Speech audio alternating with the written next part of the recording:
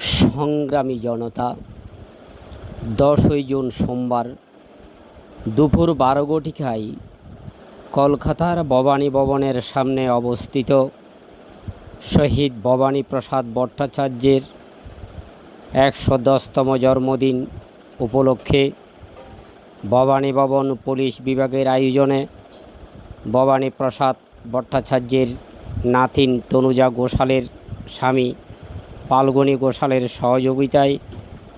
শহীদ ভবানী প্রসাদ ভট্টাচার্যের ভাস্কর্যে পুষ্পমাল্যদান দিয়ে শ্রদ্ধা নিবেদন করেন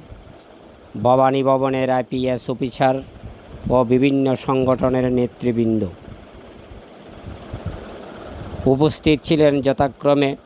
বিশিষ্ট সংগঠক ও চট্টগ্রাম পরিষদ কেন্দ্রীয় কমিটির যুগ্ম সম্পাদক প্রদীপ কুমার দত্ত,